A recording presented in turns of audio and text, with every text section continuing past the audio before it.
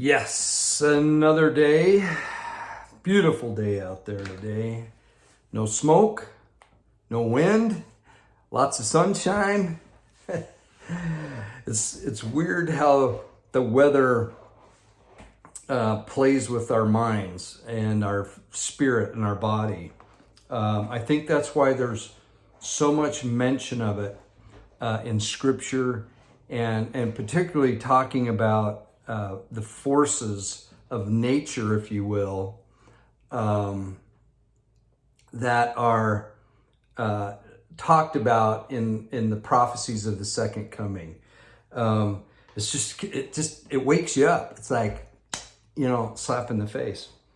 So we had these horrific winds, a lot of trees uprooted and things like that. Probably not nearly as bad as what happened last year in our area, but pretty intense. Power outages, obviously, from my last video. There were a few people that asked what kind of generator I have. I actually have three. I have a little Honda 2000 watt. I've had it for years. I start it about once or twice a month just to make sure everything's running good. I put fuel stabilizer in the fuel that's in it, as well as every gas can. I have three, probably two and a half gallon gas cans. I have three of those that I kind of rotate, but I put stabilizer in all of those. Now, a lot of people are against gas generators and they have other sources. That's good for them. I don't know. It's just what I've done. And I don't claim that this is the best method at all. So I would research it and look it out. But gas generators have, I wouldn't say saved me, but they've made life pretty convenient for me when I've needed them. So the little Honda generator I bought years ago, and I used to use it more for deer and elk camps, just to string some lights and run a few things, right? They're also nice for just handyman things, but they're not going to handle a lot. If you have any kind of RV, 30 amp type, what will run an AC and a microwave and the lights or something like that in an RV, you'll need a decent generator for that. Now, personally, I recommend this is one that I got. I got it at Harbor Freight. It's called the Predator. I think it's a 3,500 watt, but it's really quiet. I think you'll spend less than $1,000, probably 800 or something like that. It's really comparable to the Honda version, but way less. And it's been a great generator. I've had it a couple of years. My son had one maybe a year or two before me, and he's had great success with his. They're quiet. They can be run in national parks and things like that. But really made for the RVer, but super good for anything. A quick start button on them, so you don't have to pull. Although the pulling is easy, it's not a big deal. But if you've had shoulder surgery, it can be a big deal, right? And so it does have the electric start. About a 3,500 watt. Now, there's a difference in the wattage. It'll say like 9,000 or something like that, but the actual running is like 7,000. So it's like the initial, is that. Now, I do have a bigger generator, which is about a 9,000 or something like that. It's a Firman, Firman. I got it at Costco a year or so ago, and I mentioned it. I saw that they had some more there. It's a tri-fuel, which is what appealed to me. And it comes with all the attachments. So you can run it off propane, natural gas, or regular gas. Regular gas gives you the most wattage if you need it. The other thing I like about it has all kinds of plugs. You got a 30 amp and on up. I can't remember. Anyway, 50 amp, 30 amp, and then your regular 110 that you can run. here's what I did. It cost probably $1,000 for me. But what I did is I had an electrician come and wire all of our freezers, refrigerators, some appliances and stuff like that, so that this generator can run it. I just plug it in, but remember, you always got to remember to start your generator first and let it run for a minute, and then I go down in the basement to the power box there, the panel, and I just flip a switch over. And what that does is it allows access for the generator to power up a few outlets. And those outlets are handle my freezers, refrigerators. I have several freezers, and the reason, by several, 1, 2, 3, 4, not counting the one in the house.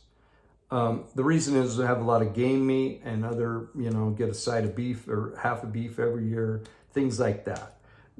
We're not vegetarians. But anyway, I flip a switch and then the generator runs those outlets until the power comes back on. Now, some people can afford, and I probably should have and maybe done this, but they have the cool generators that just sit there and they run off natural gas. And the cool thing about those, they're probably around 10 grand, I think, something like that. Depends on the size you get. But they're automatic turn on when the power goes out, so you don't have to be home. How cool is that? So if you could afford something like that and you have a big home and you have a lot of expensive things and you need the power, it would probably be a good way to go. In case of an earthquake or something like that, they could be tricky because quite often if there's an earthquake, they shut gas off. And then you'd be in trouble. But seriously, I don't think you think of every single, possibility. You go what's best for you. So the Furman Tri-Fuel, so you can use any of the fuels of those three. And I got it at Costco, and it was like $800, something like that. Really similar to the price of the Harbor Freight Predator one. That's quiet. It's only 3,500 watt. Will run everything on an RV and super nice. So it kind of depends on what you want. Here's the problem with them. You have to have some gas. I have an F-150 that has a 30-gallon tank, and I shouldn't say never, I very seldom let it go below a half a tank before I fill it up. So I always have plenty of fuel, and I have a siphon, so I don't have to, how many of us in the good old days that had to siphon some gas and you end up smelling a little bit. I have a siphon. I could siphon it right out of my truck into a can or right into the generator if I had to. And then I do it with my car too. I keep if it's a half tank down, and it's just kind of been in me. So you have that source of gas if you need it. Obviously you might need it to leave too, to drive. So you got to be thinking of that. But I don't store a ton of gas. Like I say, I have 3 gas cans that are the normal size that you would buy. The newer ones are the worst ones because it's so hard to get gas out of them because you got to push this button and twist. I like just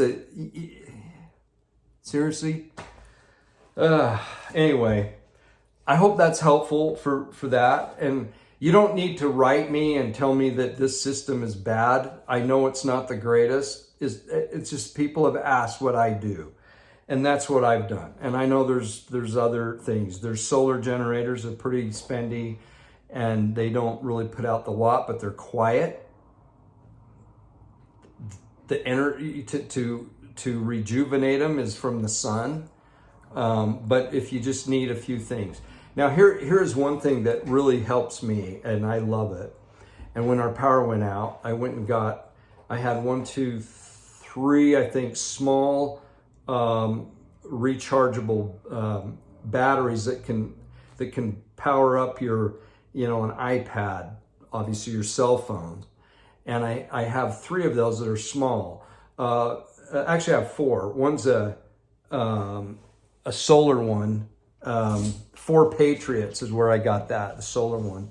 The others are just ones that I purchased probably on Amazon or something. And they're, like that big. They're not very big. They're like that. They have lithium batteries. And the one thing you'll want to do is keep them charged up, make sure they're charged. But lithium batteries stay charged. It's really amazing. I have 2 carry-on suitcases that have built-in battery, the batteries that pop out and you can charge them. I actually use those because they're sleek and nice and they really hold a charge. The suitcases I have are called Away. I love them. We used to do some traveling pre-COVID, right? And the carry-on have the built-in battery. Usually they'll make you take the battery out if you check them in, but if they're a carry-on, you got a charger there that you can always at least charge your phone. Those are really handy, those small. The solar ones are great. They'll charge solar. And 4 Patriot, the number 4 Patriot, they have food as well. But that's where I've have some of those small ones, and they're really handy. They're super handy, and you can just keep going, and they'll keep it charged for quite a while. Probably a couple of days worth of that, and then you could use your generator to charge up your battery if you need it. So just some ideas. No big deal. Okay, now here's a warning. I'm going to talk about the jab for just a second. Not a second, a few minutes. So there were quite a few, actually, people that said they're sick of it. They don't want me to talk about it anymore and to get on to something else. So this is a warning. You can just shut this video off now. I am going to be talking about Section 93 after, but if you're so sick of it, I would just tune it out from here on out. Don't take a chance of hearing anything about Section 93. Because I do want to mention this. Here's a little insight. We all like to talk about, well, what happened at church on Sunday, right?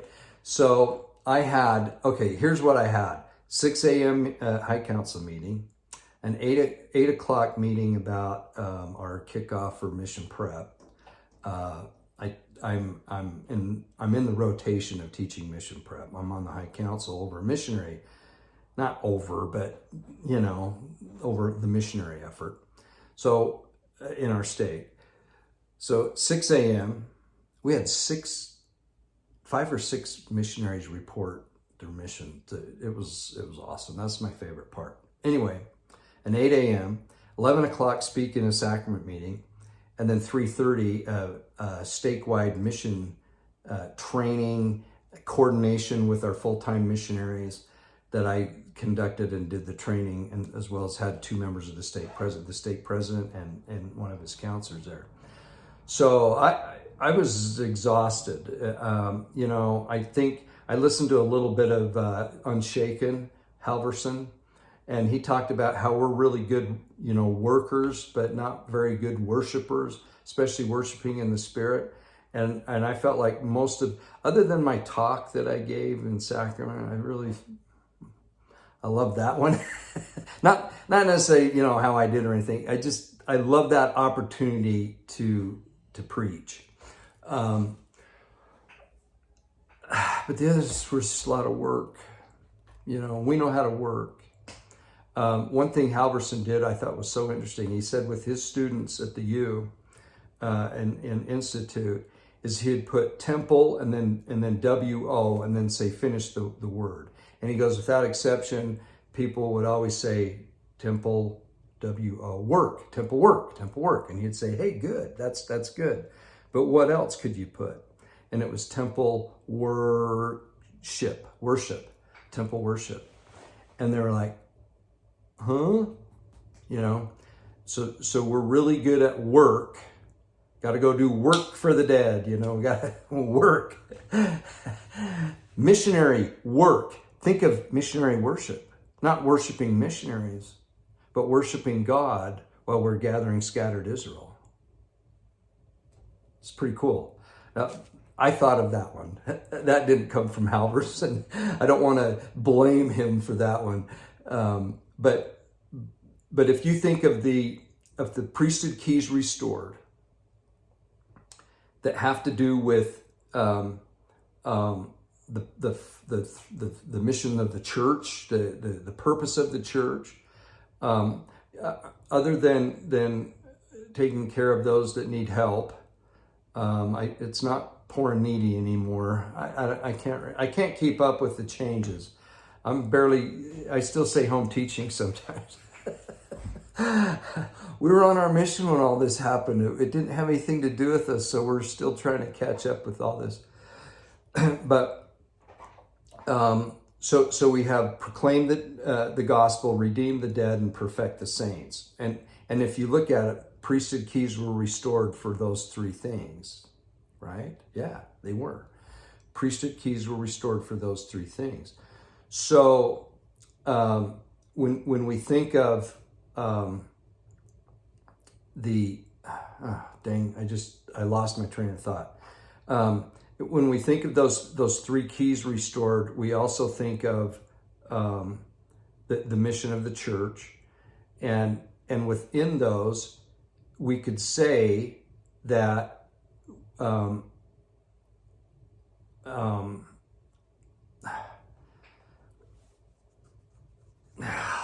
dang it, I hate it when this happens to me. What was I talking about? We were talking about how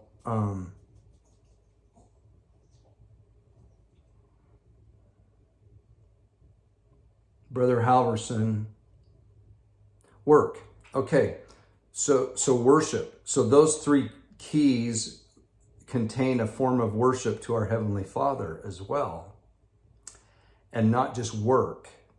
Okay, I think that's true.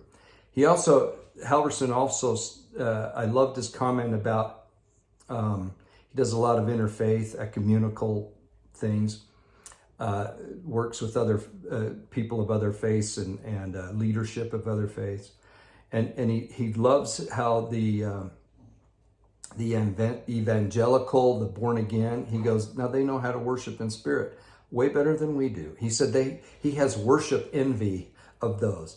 And I totally agree with him on that. I think if we've spent any time with people of other faiths and actually going to some of their meetings, we can see that we're lacking. Our sacrament meetings, I loved what he said too, Brother Halverson. He said, he said, we kind of settle back on our laurels of, well, we have all the truth. Yeah, but what do you do with that? And are we really worshiping? And he taught, Brother Halverson taught how Section 93 teaches us how to worship. And so I love that. I didn't listen to all of it. You got to have a lot of time to listen to him. And I didn't have it, but that part I got. And so I think Section 93 has some really interesting and amazing things. And I'll talk about that in just a minute. Just a couple of insights that I have on Section 93. Not to come follow me, but just a couple of insights. But before I get into that, I want to talk about the jab a little bit. Here's the cool thing. It's about even now of people that have their general authority quotes and their apostle quotes. So there's the two, we have Elder Rasband, and I can't remember who the other one is. This is current, like since the announcement came out from the First Presidency. We're pretty sure it was the First Presidency. There was no signature on there, but that's beside the point. I don't know if it matters.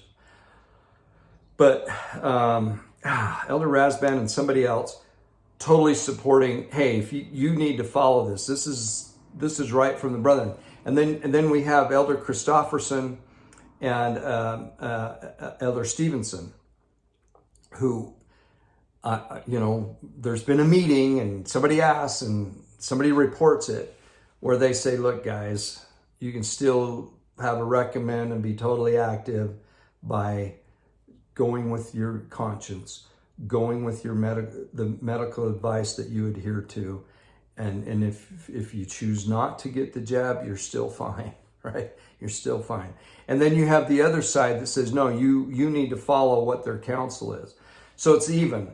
And I like that, because when those things happen, when I'm hearing this and hearing that, I can't validate any of them personally.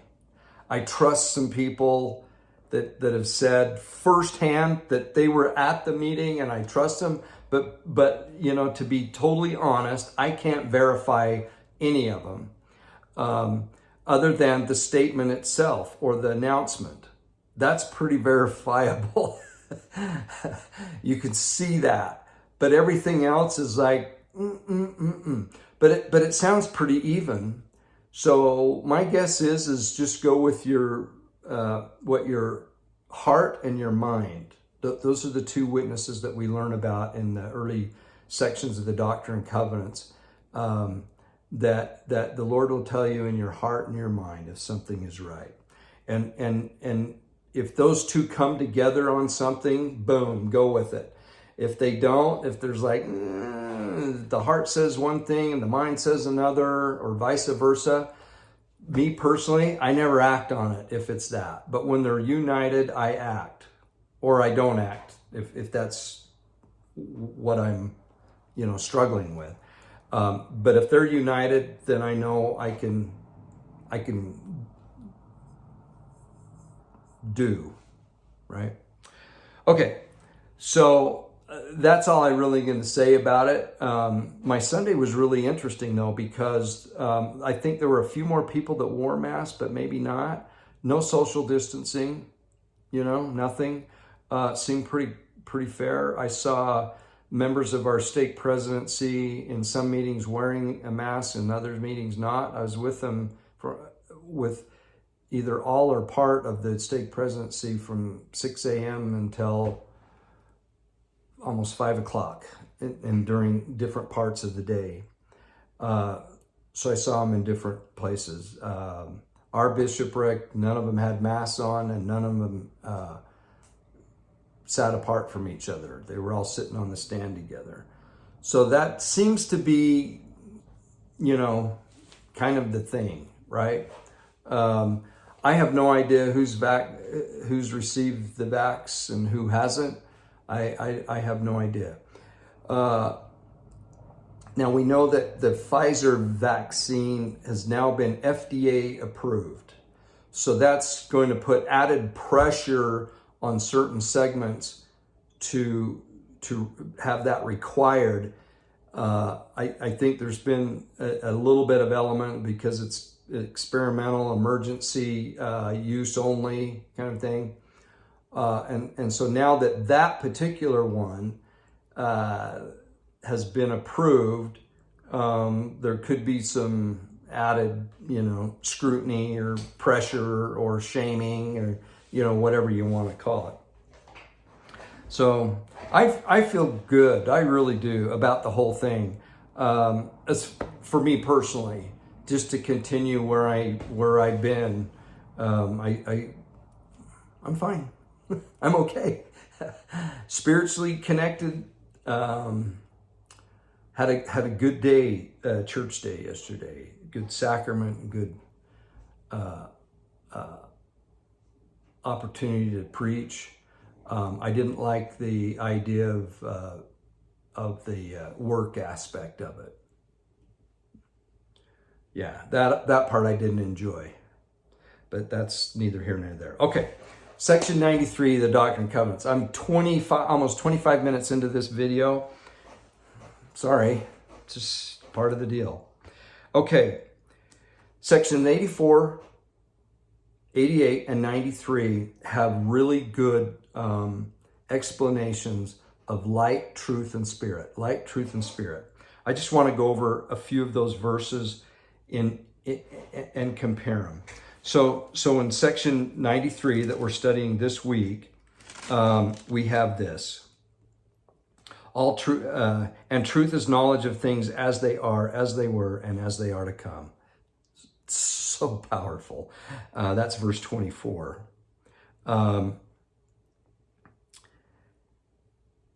Verse 25. And whatsoever is more or less than this is the spirit of that wicked one who was a liar from the beginning. I love that. More or less. The spirit, okay, so here we go, verse 26. The spirit of truth is of God. I am the spirit of truth, and John bore record of me. We're going to talk about John, saying he received a fullness of truth, yea, even of all truth. Okay?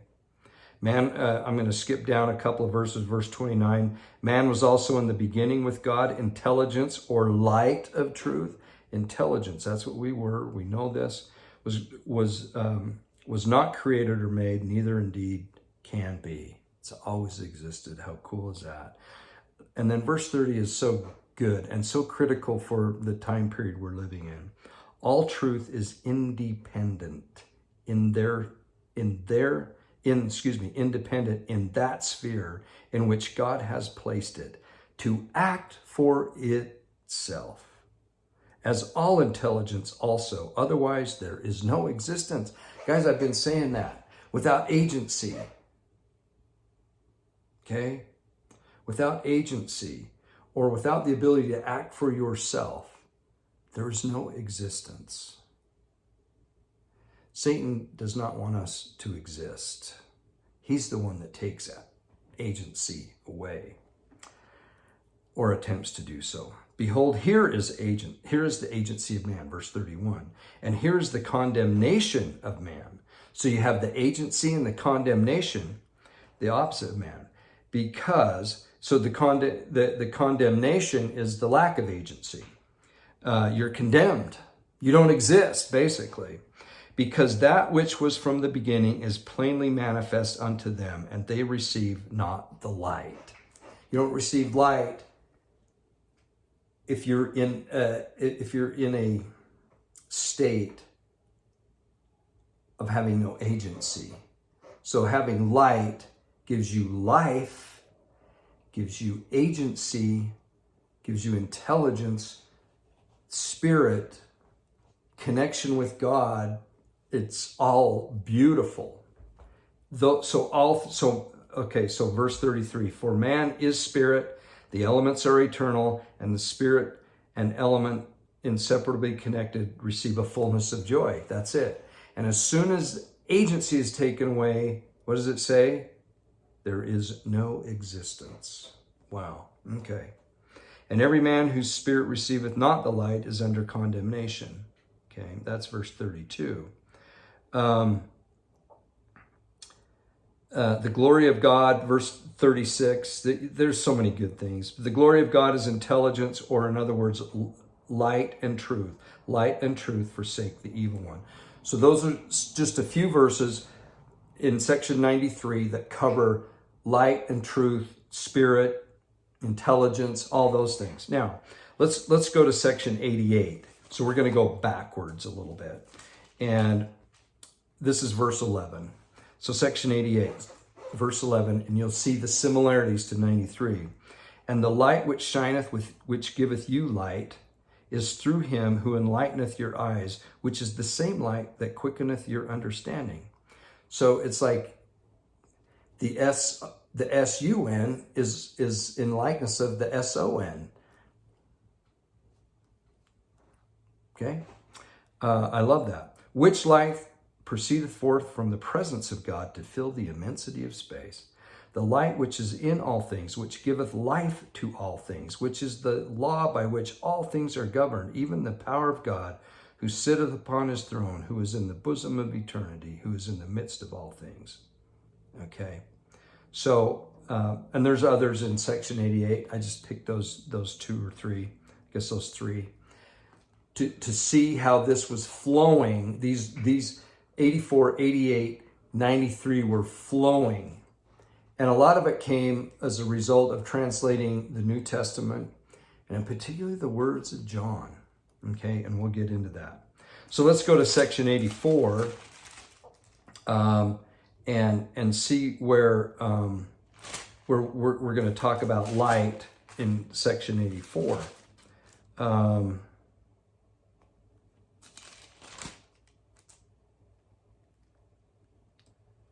I can find it here. Section 84.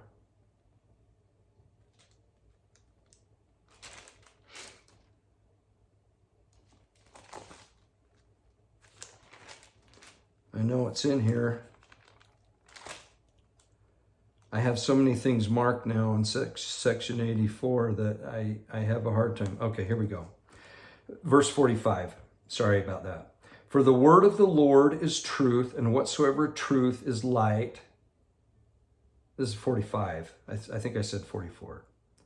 For 45. For the word of the Lord is truth, and whatsoever truth is light, and whatsoever is light is spirit, even the Spirit of Jesus Christ. And the Spirit giveth light to every man that cometh into the world, and the Spirit enlighteneth every man through the world that hearkeneth to the voice of the Spirit. And there's just a ton of other, I'm just picking out some, right? Cherry picking. But light and truth, spirit, understanding, intelligence, connection with God, all has to do with that, and it's all governed by agency. It's all governed by agency. The truth is independent in that sphere where God has placed it. Who talks like that? This is, I think, if all I had were 84, 88, and 93,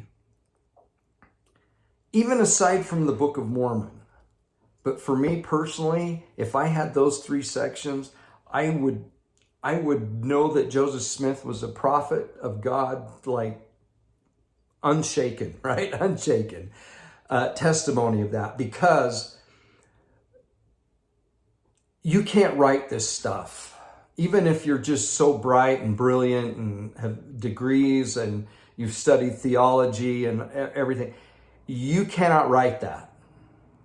And when you read it and you study it, it just burns in here, and it feels good in here, and you start thinking of other things, and your love grows for other human beings and nature and the universe, and I mean, these are just inspiring. Okay, so that's one thing I wanted to cover with section 93. The last thing I want to cover is verse 10 and 11. I really like this because you can really see the connection that Joseph Smith is having with John. This is the Gospel of John. It's also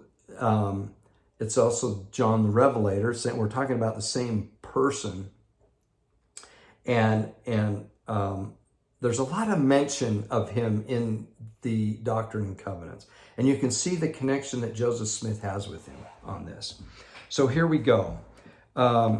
So verse 10 and 11 of section 93, the worlds were made by him, men were made by him, all things were made by him, and through him, and of him. Now we've heard that similar thing before. So if we go to John, the Gospel of John, chapter 3, and if we go to verse 15, let's start with 16, because that's one that we're all familiar with. For God so loved the world that he gave his only begotten Son, that whoso believeth in him should not perish, but have everlasting life. For God sent not his Son into the world to condemn the world, but that the world through him might be saved. And he that believeth, in verse 18, and he that believeth on him is not condemned. So we have believe in him, through him, and on him. And then here we have all things were made by him and through him and of him.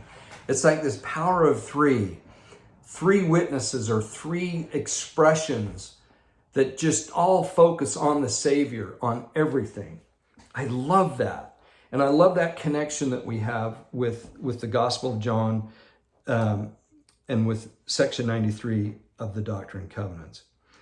And I, John, this is verse 11 now in section 93. And I, John, so here we go. So Joseph Smith's referencing John, bear record that I beheld his glory as the glory of the only begotten of the Father, full of grace and truth, even the Spirit of truth, which came and dwelt in the flesh and dwelt among us. So these are just powerful, powerful verses that testify that it's by him and through him and of him that we exist, that the world exists, and him is Jesus Christ, our Lord and Savior. So those are just a few things I wanted to bring up. There's so many other great things in here. I might bring up more as we continue. I've read it again. I've listened to it again. I've watched a little bit of some Come Follow Me's to get some other insights, which I shared earlier. So that's it. You guys are amazing, awesome people. Thank you for your comments. Boy, I learned so much. There's a ton of information coming in, and I'm getting some, I've put my email address out to a few people. I'm not ready to just like put it out there. Here's why. I don't answer emails very well. I'm not very good at it. I know how to do it.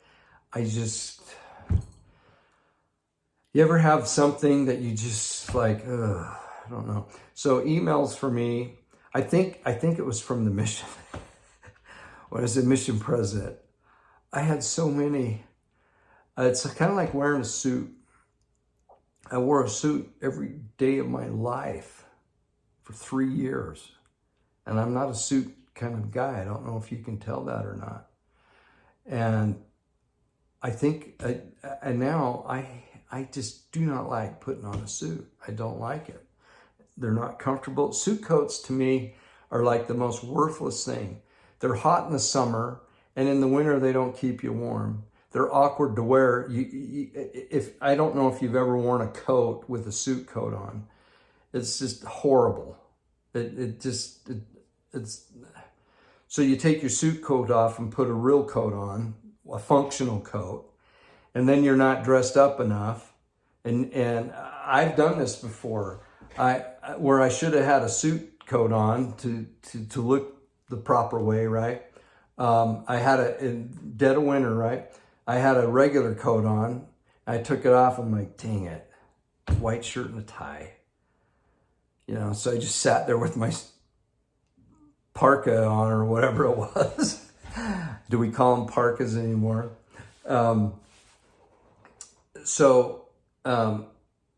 Yeah, how did I get off on that? So, yeah, suit coats. Oh, emails. Yeah. I read and had to do so many emails. I think now I just go, oh, I read them. I do. I promise you I read them. But if I don't answer, be patient. I'll get to it, but it's like I do them all at once and several, and I'll write just a brief thing. I don't know. It's just an issue with me because I did it so much. And just like the suit coat. Yeah, so hot in the summer, not functional, and cold, they don't keep you warm and they're worthless in the wintertime. I'm hoping, you know what? I wouldn't care if there were any signatures. I wouldn't care if it came through, what department it came through in the church. Even if it was the 10th quorum of the 70 had a statement that said, suit coats are no longer a thing. Don't wear them anymore. I'd go, okay, that's it. That's who I'm going to follow. Oh, I mean, seriously, we need to think of things being functional. There's a lot of things loosening up, maybe, and that's number one on my list. We need to be comfortable. I've often said, I wonder if Christ had, I wonder if Jesus had, like, when he did a sermon, if he had, special clothes for the sermon, like Sermon on the Mount, right? Or if he just preached when he preached and he had on what he had on. That's kind of how I'm thinking in my mind. I'm sure there were times if he went to the temple and things like that he wanted to be clean and nice. But we're talking a guy that walked. We're talking about the Son of God that did it the most simple way. He could have just been there. He chose to walk. I love that, man. I love that God.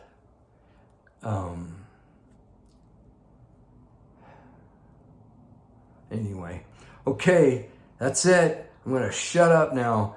And you guys are amazing. I love you all. Goodbye.